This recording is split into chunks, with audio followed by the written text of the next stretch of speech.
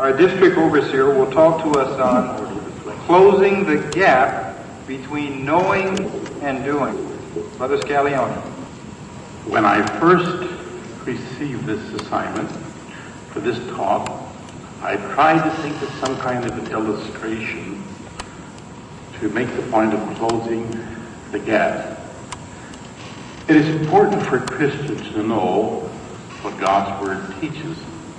And this comes through personal study and listening at congregation meetings and assemblies. In order to listen, you have to be awake. We'll ask all parents to wake up their children. Why?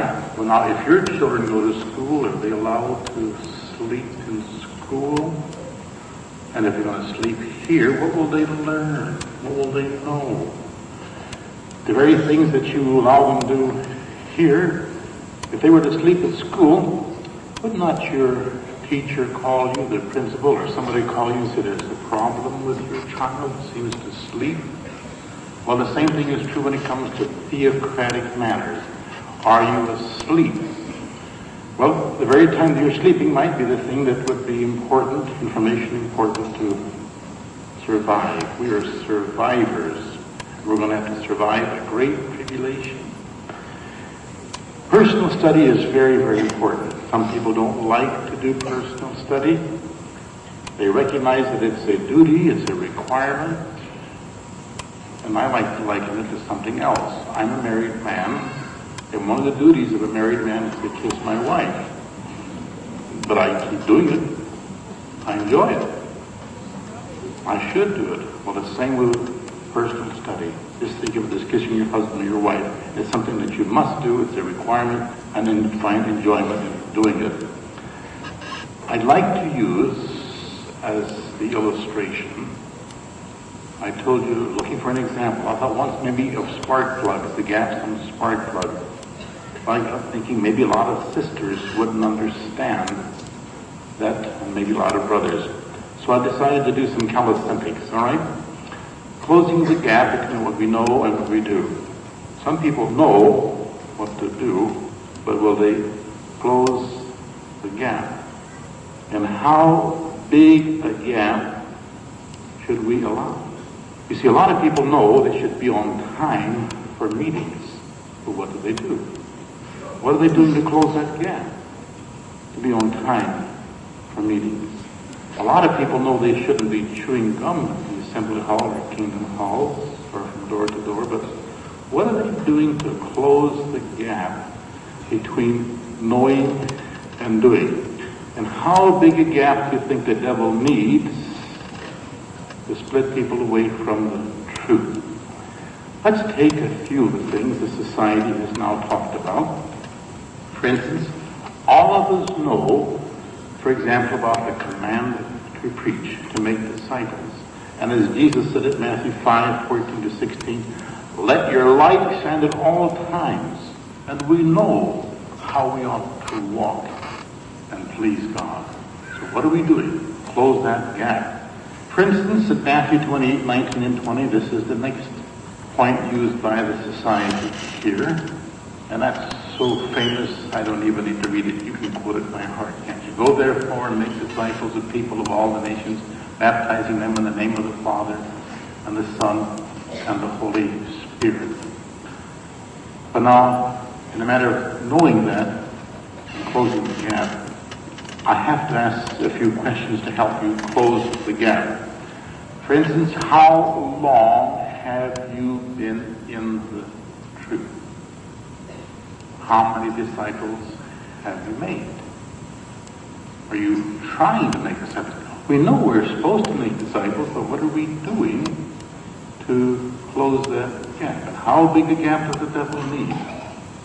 Well, I'm not complaining, I'm just explaining now. If you've been in the truth for any length of time and you're to be a disciple, then you're to make disciples. Because a disciple means learner. So what is it that we haven't learned that would help us make disciples? Your May 15th Watchtower has an interesting article for sisters who are teachers and for pioneers. Are you a progressive teacher? That includes everybody, including me, to be progressive.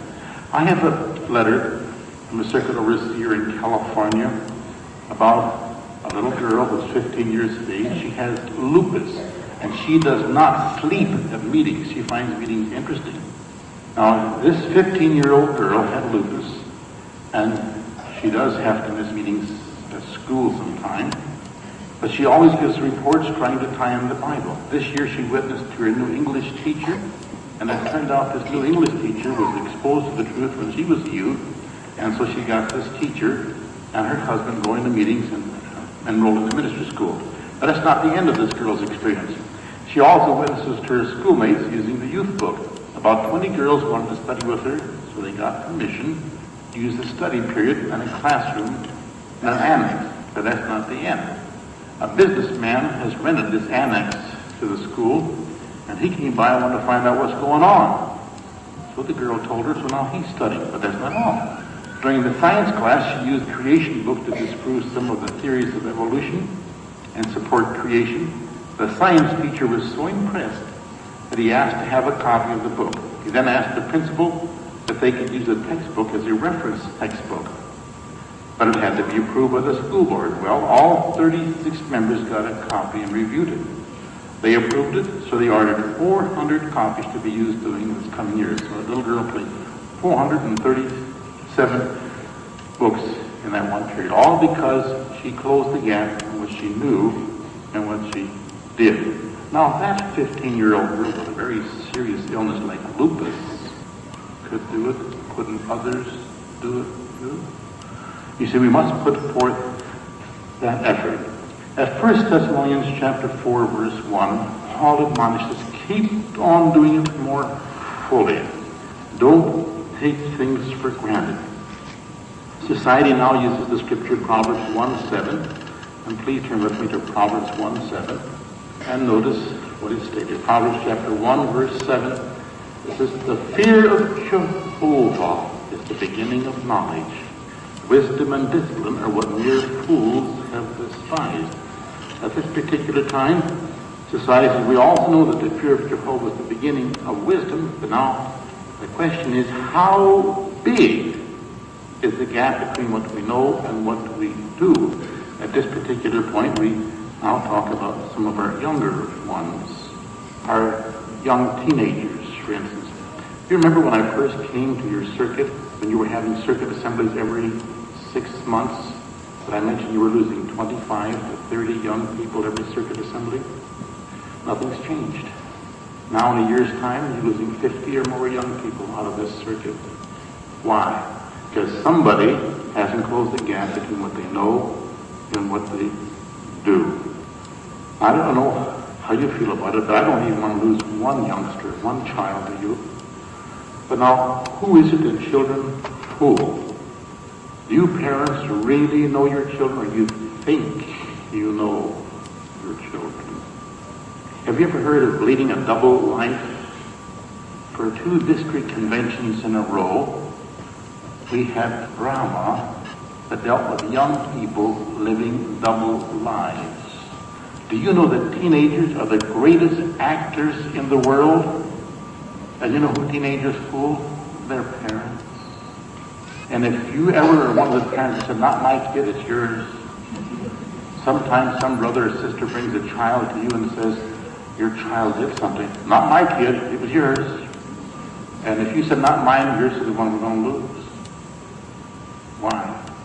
Because we haven't closed the gap between what we know and what we do.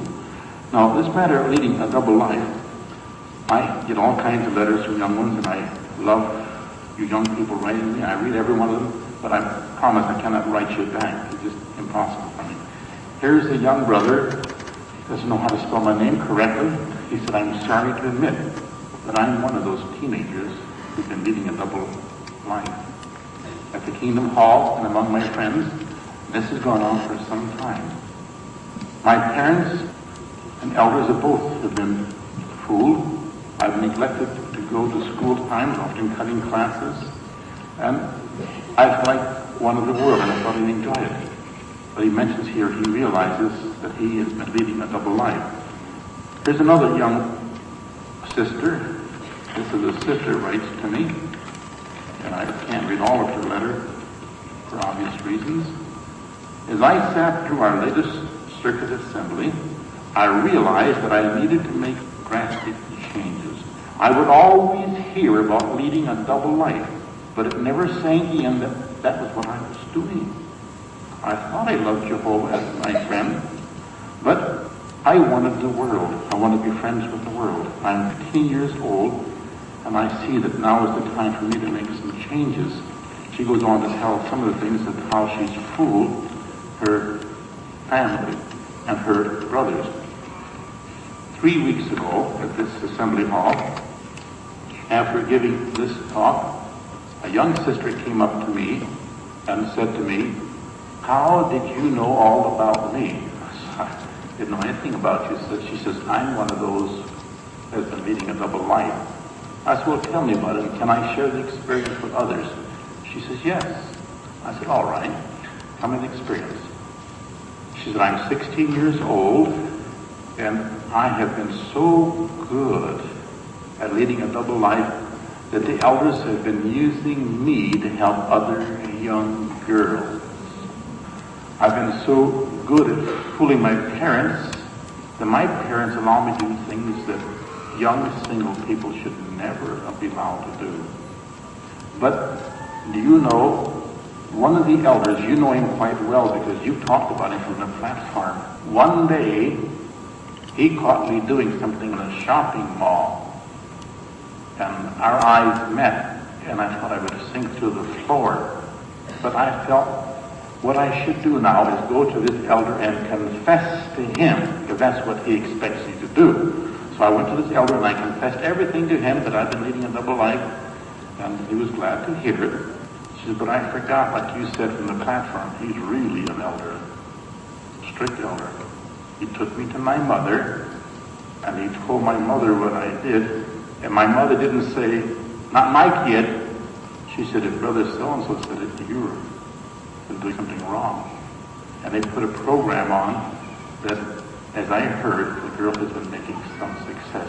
I'll guarantee you, when your teenagers go wrong, it isn't at that particular time. It's been earlier that something has started, that they didn't close the gap between what they knew and what they did. And we parents didn't close that gap. We allowed something to develop. But I did ask her, right back here in Iowa, "Well, then, do you know a lot of the young people in Miami, Fort Lauderdale, Hollywood?" She says, "Yeah, oh yes. We go to district assemblies to Hialeah and West Palm Beach together." I said, "Well, then, you actually said to me right here that you were a phony." She said, "Yes." "Can you tell a phony?" She said, "Oh, yeah." I said, "Do we have any phonies in this area?" She said, "Oh, yeah." Of course, I could bring her with me from congregation to congregation and point out the phonies. But these kids know who these phonies are. Are one of these your children, your teenage daughter, your teenage son? If so, down through the years, we're going to hear about losing your daughter, losing your son, being involved in some terrible things, all because they didn't close the gap between what they knew and what they did. How big a gap do you think they need? How big a gap do you think they need? I was born and raised on a farm where we had to split logs, cut a tree down, split a log. How big a gap do you think we needed to split a log? All you actually need was a hairline crack. But this hairline crack, you take a wedge and just tamp it in there a little bit. Now that wedge is in there. It doesn't look like it's hurt a log, but you see it's set there now. It's an idea.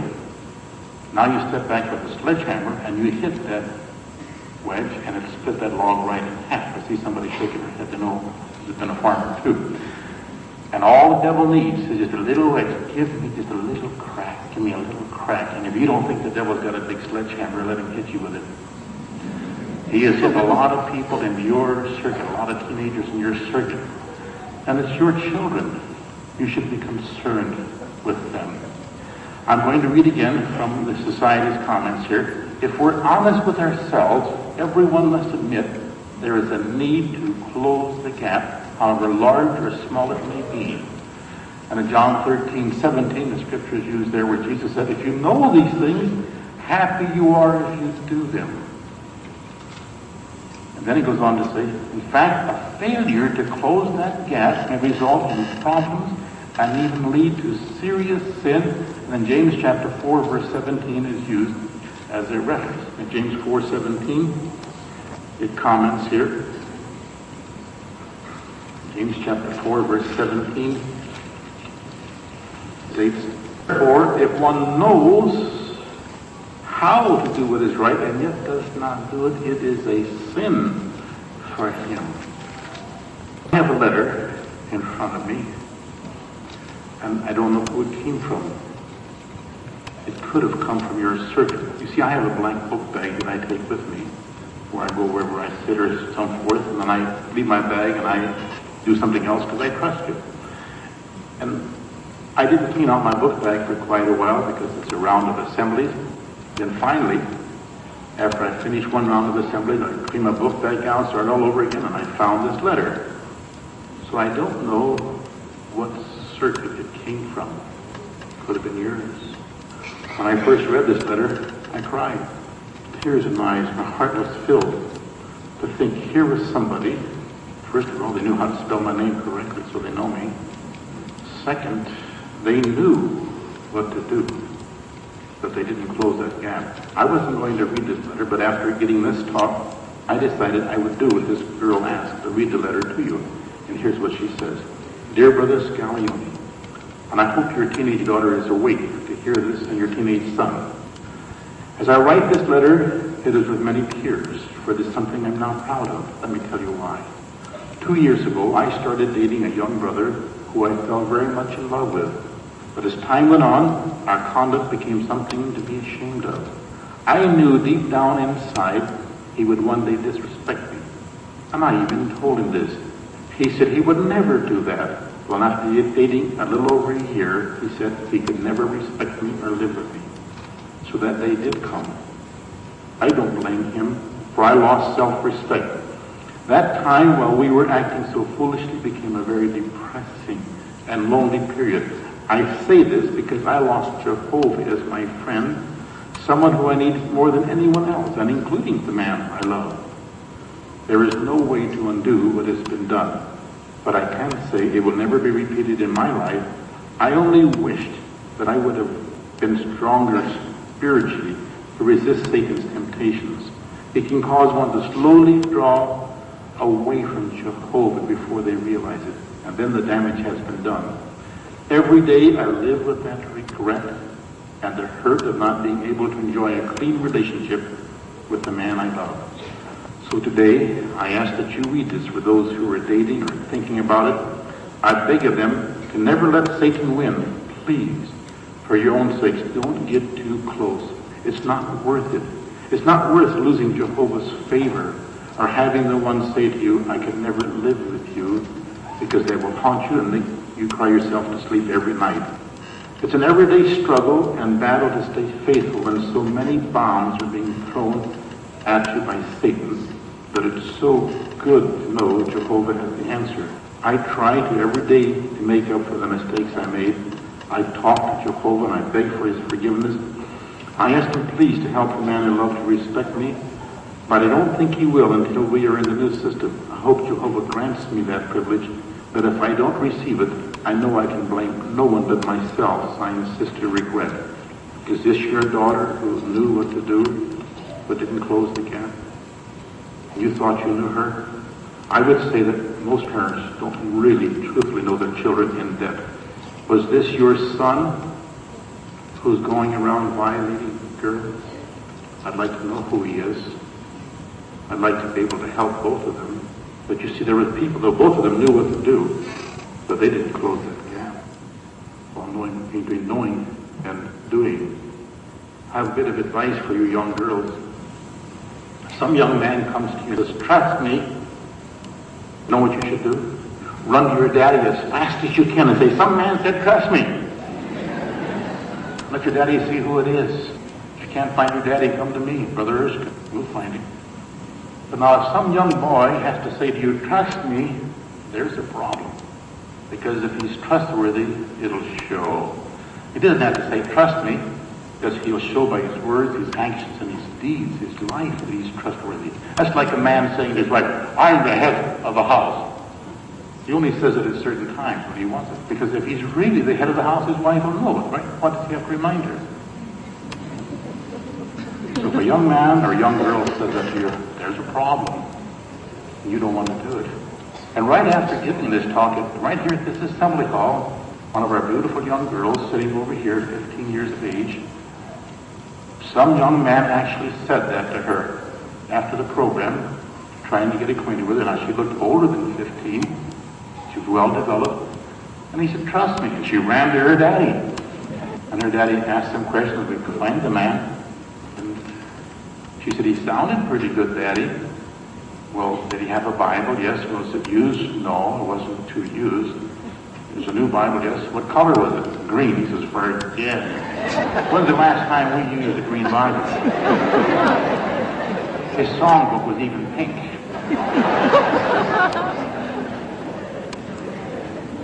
I would really like to find out who it was, because I want to protect your daughters. Because I know I've been fooled. And you say, well, how do you know teenagers are actors? I used to be one. I can recall things I've seen and done. I know what teenagers can do today. I'm not complaining, I'm just explaining, because if you really love your children, it's time to be serious. We're so close to the end of this system of things, and like that girl said, Satan has many bombs. I really believe he's making an all-out attack on young people today.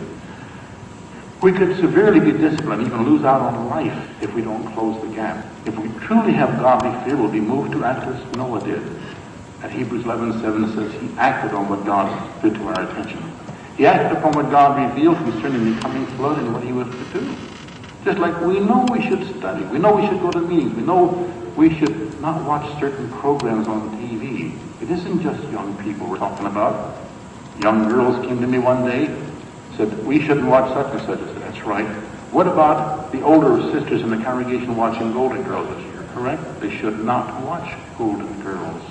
I just saw a newspaper clipping this week where a worldly man, now remember, a worldly man said that's one of the worst programs on TV. So how could you as parents sit there and read that and look at that and tell your children we've closed the gap? Now they're saying you've got a double standard. It's all right for you to watch that, your dad, but how could we? I'm going to read again Society's outline. Quote James 1:22. However, become doers of the word and not hearers only, deceiving yourselves with false reasoning. We too must be doers of the word, not deceiving ourselves. And then he say, for example, for decades, societies encouraged family study and parental training of children. Rather than responding to such encouragement and thus closing the gap with their children, some still neglect this, unquote. Question is, are you studying with your children, or do you allow somebody else to study with your children? Why are you letting some other Christian study with your children if you are a Christian? You sisters, did you not carry that child for 9 months? And you fathers, I'm sure that you would give up home, job, cars, and even your life for your child. And the society says, study with him. Why not give them some time and study with him and spend with him? I like to think of your mind as a conveyor and your heart as a warehouse. What you put into the conveyor is what's going to get into the warehouse. If you don't put anything in the conveyor, there's nothing in the warehouse to motivate them to work. But if wrong things get into that conveyor, wrong things are going to get into the heart, and the wrong things are going to come out. That's what Jesus says. From the heart abundance, one speaks or acts. But if good things are put in that conveyor on a consistent basis, that conveyor will get the good things in the heart, and that's what's going to come out. As we think about studying with our children, it is a responsibility.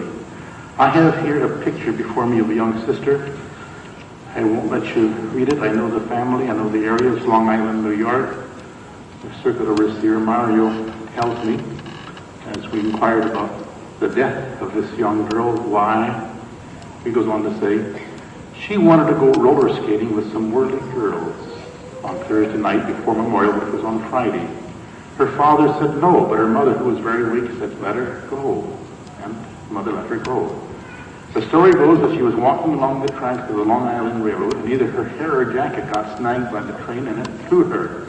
She landed on her head and broke her neck. She was about to graduate, and had not yet made a dedication. The sister who studied with her told her she needed to make up her mind who she was going to serve, and had told her that very afternoon to stop associating with worldly friends. If she had listened, she would be alive today. But my question is, why was this Christian family allowing somebody else to be with their daughter? How do they know what that person was putting in their mind? You know, sometimes we let others study with their children. Well, these pioneers and others can count the time on the study. It sounds good. I study with children, and I continue to do it. I will do it because I love children. But I also know this, that when I am personally studying with children, they're on their best behavior, they're little angels, sweet little kids. But you know them at other times. You know other things that need to be worked on. And they respect you for it when you, as parents, do it. It's important that you do. Still reading from the Society, the scriptures also emphasize modesty, yet some still go to extremes or unkempt when it comes to dress and grooming. You look in the RE book, and they give you a suggestion how they think other sheep ought to look today. It also says we've been warned about the dangers of materialism, immoderate drinking, and improper entertainment and recreation. Now, let's talk about that for a moment, for a purpose. Recreation, entertainment, materialism. I want to give you a principle. Clean does not rub off. Dirt does. Remember that. The next time you think that clean rubs off, clean up your child and let him go outside and play, and then take him to the meeting. I've often seen that happen. One little boy I know named Mark, his mother definitely couldn't let him go out because she did, it was a complete new suit and everything. So clean doesn't rub off, dirt does. And that's true when the children go to rock concerts. Some parents still don't believe it. Some elders still don't believe it. And it's going to be your congregation and your family that lose these children. We're going to hear about them being disfellowshipped or getting involved in other things. Strict parents save their children. Strict elders save their publishers. Permissive parents will lose their children. Permissive elders will lose their publishers. And talking to one young person, he said, well, I want to be with my friends. These are my friends. Really? Yes. Will your friend buy you breakfast? Yeah. I mean, every morning for 18 years? No. Your mama will. Would your friend change your dirty diapers? No, your mama did. So who's your real friend? Who's your best friend? Your parents. That's the ones you turn to. You know, who are some of these rock concerts, these rock stars? Do you know who they are? Even the world recognizes them. Here in the Tampa Tribune, it says rock videos may be hazardous. Music videos may represent a new art form, but we believe it is one that contains an excess of sexism, violence, substance abuse, suicide, sexual behavior, and spiritism. Unquote. You know who these rock stars are? They're perverts. You understand the word? They're perverts. They're homosexuals, lesbians, they're drug addicts, they're alcoholics, they're fornicators, and they're filthy physically. And you let the kids go in front of them and take that into conversion. That's what's getting in the conveyor. That's what's getting in the warehouse. And when it comes out, whose fault was it you didn't close the gap between what you knew and what you did? Well, it's important that we do. Society asked me at this point, I mentioned a couple of points about the program we have this afternoon, and we appreciated Brother Bridges' parts and the other parts of the program. We realize, as Brother Bridges mentioned, the point of coming to meetings on time. Now, when you're late to a meeting, do you ask Jehovah to forgive you for being late? You knew you should have been there on time. Well, how long are we going to keep praying, forgive me, Jehovah, for being late before we act on it? And how long is Jehovah going to say you don't mean it? You've been praying now all this time to be on meetings on time. We know we should be there. What are we doing to close that gap? And I saw some smile when Brother Bridges mentioned about chewing gum. Now, the present generation, young generation, think it's okay. I have a home here, a gum-chewing person and a cud-chewing cow. There's a difference, I'll allow. What is the difference? I have it now. It's the intelligent look on the face of the cow. When I was young, it was considered bad manners to chew gum in school, and it still is in many, many lands. For instance, you ask the older brothers and sisters in the congregation, what do they do to you if they caught you chewing gum in school? They either rapped you on the knuckles, disciplined you in some way, and most times they made you take the gum out and stick it on your nose. And sometimes they even made the kids go from classroom to classroom. This is what I did. So now, from door to door, in field service, do you chew gum? You try to witness? Didn't your mama tell you don't talk with your mouth full? It's bad manners. I actually saw a young pioneer girl lose a householder's interest one day, and I wondered why, because what this girl was saying was good. Then finally I'm looking at her, and all of a sudden, you see that elderly lady at the door. How could this person with such bad manners come and talk to me? And up here, sometimes it's amusing what you see. People chew gum. You know, people don't chew the same way all the time. Sometimes they're very disconcerting up here. Some do it straight up and down. Some do it sideways. Some do it real cute. And some people do it so quiet that nobody will know. It happens. And Lyndon Johnson said, one fellow politician, that it was difficult for that man to chew gum and walk at the same time. So we wonder, can you chew gum and listen to the meetings? It has been considered bad manners. You say, well, they chew gum in school now, but they also smoke in school, they take drugs in school, they take alcohol in school, and they fornicate in school. We admit that in schooling system today, the manners have deteriorated. You want your manners to deteriorate with them? Or do we want to have our manners on a high standard as Jehovah draws to our attention? Surely we would. And as a part of rumors, as Brother mentioned, he was correct. If you repeat a rumor, you're guilty of repeating something that's wrong. Make sure. And you see Elder Brother Taylor, he stopped it right there. That Sister Taylor, she stopped it right there. The rumor didn't go any further. But what if she'd involved, kept things going? I know it can happen. It's happened to all of us, I'm sure. I recall one day receiving a get well card to get over my heart attack. That's nice, but when did I have it? I said, oh, why, did I have a heart attack? Because here's a card, beautiful card. Somebody, I looked at the back, paid $1.75 for that card, plus the stamp. And I tried to trace it. I called him. Oh, yes, you had a heart attack. I did. So I finally traced it back. One day, I made a shepherding call on a sister in the hospital who had a heart attack. When I left the hospital, some publishers saw me and they said, oh, what are you doing in the hospital? And I told them, why don't you go visit Sister so-and-so too when you can, because our dear sister has just had a heart attack.